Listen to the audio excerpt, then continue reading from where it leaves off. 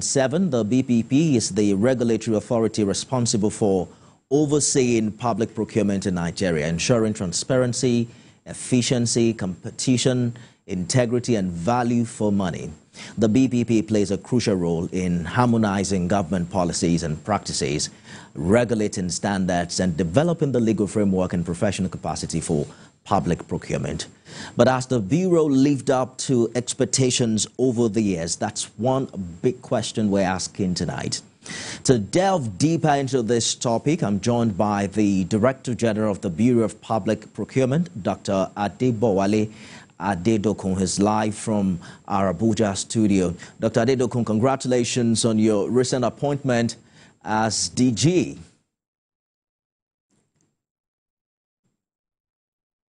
And thank you for joining us. So let's get to it. As a pioneer staff of the Bureau and former Director of Research, Training and Strategic Planning, you have a deep understanding of the organization's inner workings. Let's begin with what your vision is for the BPP and the innovative approaches you plan to bring on board to address the challenges facing public procurement in Nigeria.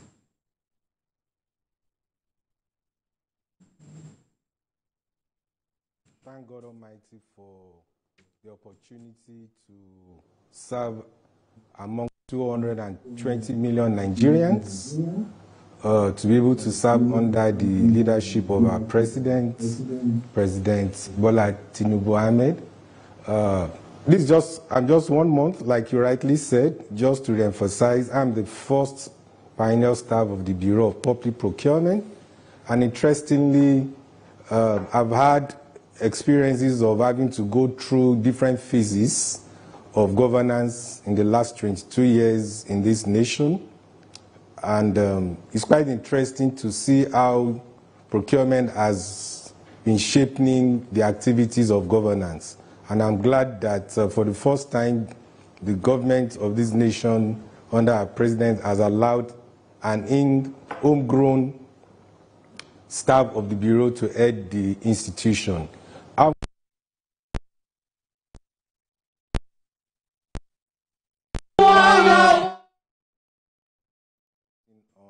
the last one that was held, and curiously, what I was looking at the president's comments, and I saw in someone who knows exactly what he wants to do, then asking his lieutenant to translate his vision into realities. And here was I looking at what he was going on, and then suddenly I realized that procurement indeed plays a crucial role at ensuring that the visions, the programs, and the activities, the link to successful implementation of the whole Renewed Hope agenda lies with us, who are practitioners, who have been saddled with responsibility of implementing or providing regulations, providing guidelines towards ensuring that government programs are timely,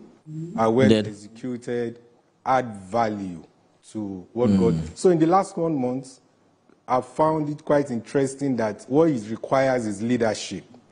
What we need is really leadership. And the first thing is to inspire the entire procurement workforce in Nigeria, asking them to come back to the tenets of why public procurement reform was actually created, and basically is to bring economic development, is to allow Nigerians to feel the impact of the various programs, activities set out by government. Very simple. Procurement is really to be able to start a process and complete it.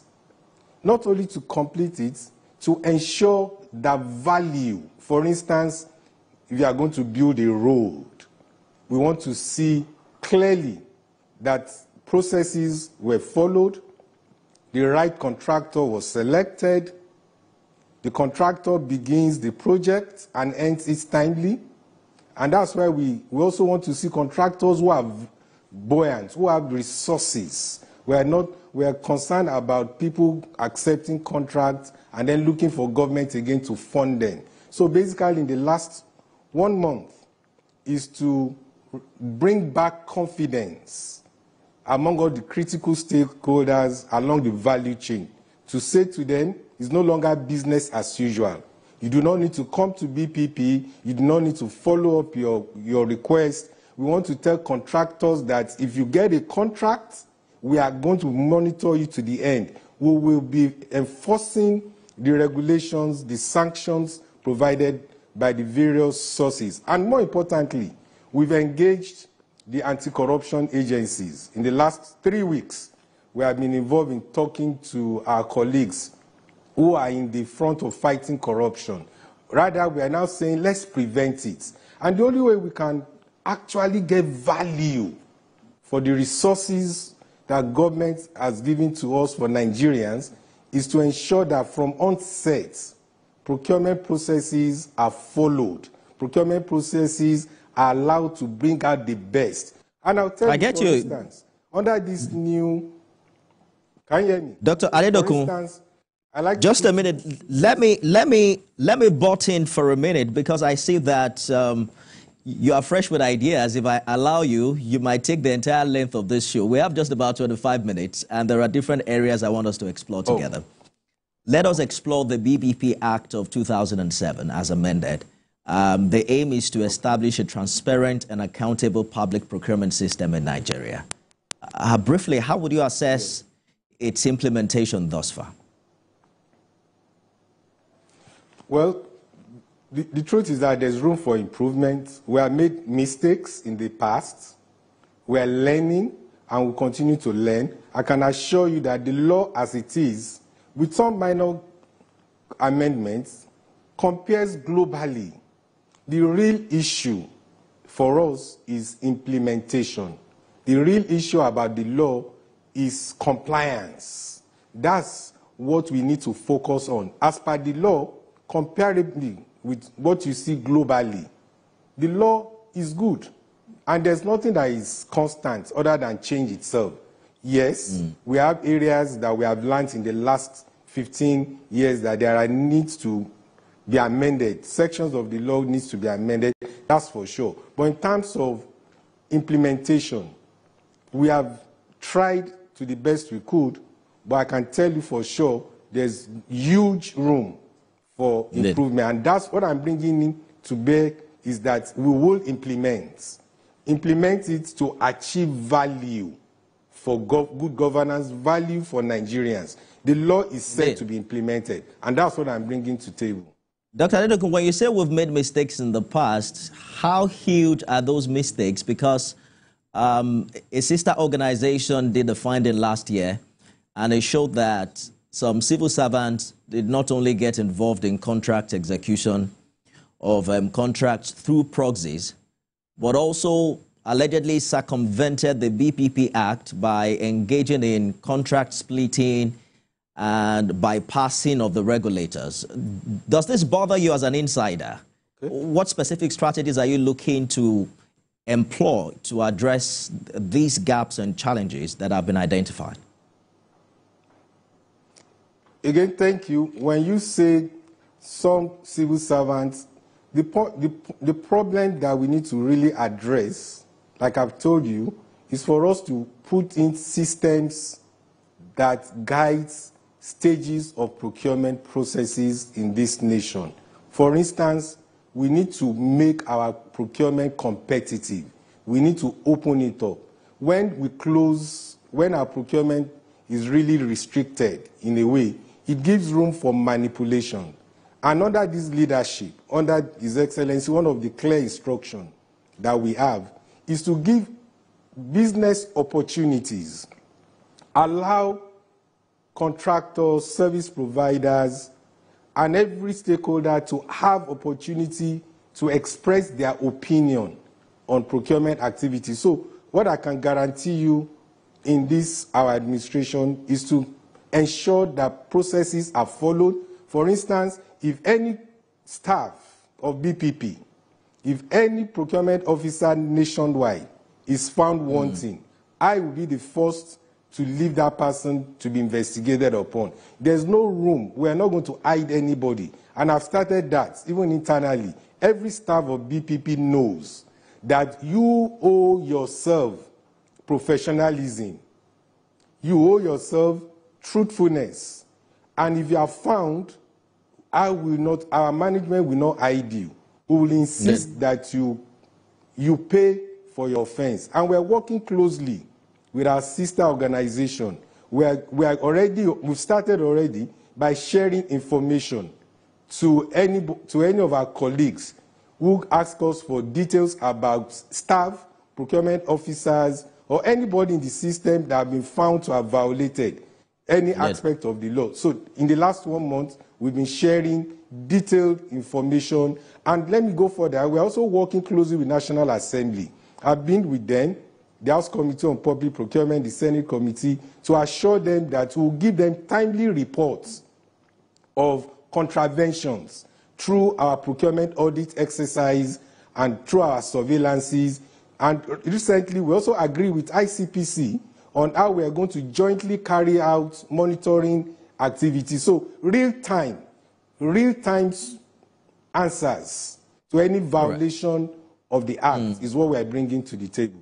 Dr. Adedokun, we are really counting on that because, unfortunately, the BPP has faced criticism and perceptions of corruption in the past. In fact, a report by the Procurement Observation and Advocacy Initiative alleges that 70% of procurement fraud accounts for 70% of total corruption in the public sector.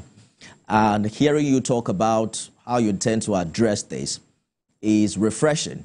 We're looking forward to a systemic measures, though, that will not be limited to your personal involvement. But I want you to quickly speak to government interference, which has also often been cited as a major challenge facing the BPP. How do you plan to maintain the organization's independence and ensure that it can operate without undue influence or interference from government? Again, in the last month of my resumption of duty, no leadership, I quote me very well, the president down to every person in government, nobody has called me to ask me to take decisions. In fact, on record, I have declined requests from every sector of governance in this country. I have turned down without having to look back. And I can tell you the positive reaction to what we have done is that people are beginning to comply. By me saying, no godfatherism anymore. You do your work, you get reward. And the turnaround time, what has actually caused some of the perception that BPP or we are being influenced is the turnaround time. When requests are made and it takes a long time, now we have instituted standard operating procedure, timelines, that we must respond to any request from any government agency. That will help us. That clearly shows that if you have it, if you have complied, we give you approval. If you have not complied, we send it back to you. Every staff of BPP understands that now. Secondly, all the staff and chief executives of NDAs today understands that the new sheriff in town, just comply, you will be given your approval. So I can tell you that I have received complete support from every level of governance today, and I'm so proud of the people I'm working with so far, across board. The establishment of the National Council on Procurement is no doubt a key provision of the BPP Act. What is the current status of plans to establish it, and what role do you see it play in promoting some level of coordination and consistency in public procurement practices across Nigeria? Okay, I can tell you for a fact that as of today, there's an ongoing amendment or a process to amend the Public Procurement Act 2007 has started. And I can tell you the President has already forwarded an executive bill to that effect. And I can assure you that as towards the end of the process of this amendment, I can tell you from my experience in the last 1 month, the President is very committed towards establishing or inaugurating this council. We'll just give him time. Once it's done, we all hear the news.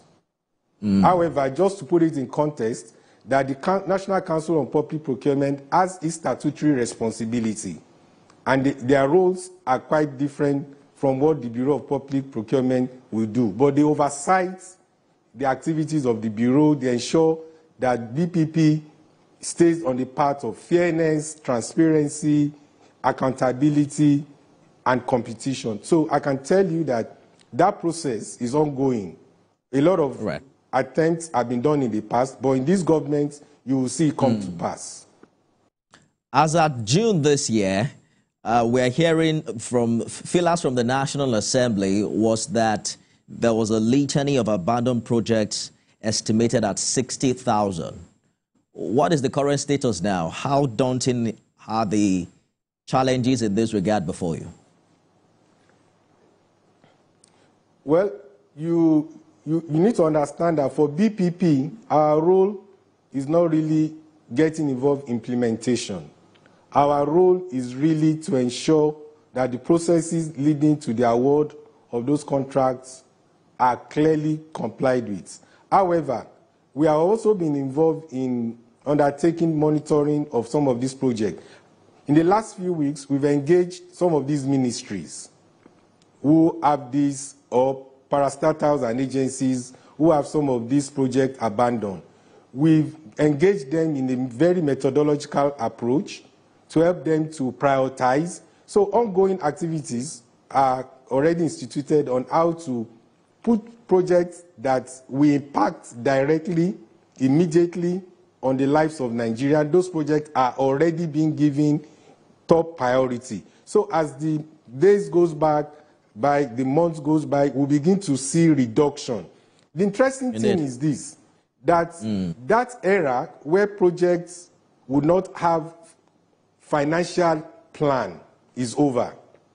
Now we will not give you an approval that you have not clearly showed us how you will fund that project. And I can tell you, the Minister for Finance and the Coordinating of Economy, the Budget and National Planning, the DG Budget, and some other key leaders of this governance, we have been meeting collectively to address these issues of funding. And I can tell you from 2025, clearly you will not see that level of abandonment of projects. Again, particularly the new ones that have been done. The old ones are also being cleaned up, and some of them will be given enough funding under the Redeemed Hope agenda. So you can count on us, put us on our feet to give you updates on the performances of contracts that we have given certificates of no objection to. We will be here to give you timely reports as we go on during the course of our administration. We are really going to count on your promise of accountability. We're going to keep checking on you and keep inviting you back to follow up on all of these processes. But I want you to react to some people who have said there is the need to remove bottlenecks in the contract processes, that about 18 conditions lined up for getting a contract are too cumbersome, and that the BPP needs to concentrate on the procurement process, as about 99% of those that get the jobs do not even have those papers, and the paperwork does not make for transparency. What are your thoughts in this regard? Well, I totally disagree with you on that. Not me, Doctor. Not me. Okay, I'm just telling you what some stakeholders have said. Let me correct an impression. Okay, let me correct an impression that we have a database where contractors, service provider register on. And we have a partnership with PENCOM, NSITF, FRIS such a way that it is online. Registration is online. However, we are moving to the next level, that we are categorizing, or we have categorized contractors into A, B, C, D, and E. This is to enable local contractors in Nigeria. In the last few years, we have on our database over 65,000 Nigerian contractors who are registered, but very few, less than 10,000 or between 5,000 thereabouts, have been patronized. So what we're doing under administration is to give preference. We're going to reduce within the confines of the law. I mean, for instance, a contractor that does big projects, the same conditions are applicable to small farms. So we are coming up with implementation strategy that will give some succor to small businesses. Under the renewed agenda, you will realize that there's emphasis on growing local industries. So we're going to bring out policies under the 2025 budget that will give succor to local contractors, but we will emphasize professionalism. A contractor that just got registered this year has to start from somewhere. He cannot jump at a go, wants to be doing high-value contract. He should start from low value, then graduate. I hear you clearly. To become Dr. one of the Adedokun, big. we are definitely... I can assure you, we are definitely going to continue this conversation. We intend to promote through our policies. Yes. Government will support small and medium scale, women in businesses, those with disability. We are coming out with policies that you will see in the next, under the next 2025 budget, how all these small businesses will begin to strive. All right. Dr. Adedokun, we're going to come back. We have a long time to spend together, but we have completely run out of time. Critics of this agency say that previous leaders have used their powers to control awards and that the expectation is that you will choose to act differently. We're going to return subsequently to also continue this conversation. Thank you so much for coming on the program today. I've been speaking with the brand new Director General of the Bureau of Public Procurement, Dr. Adebowale Adedokun. Thank you so much for sharing this time with us. Thank you very much. And that's our program today.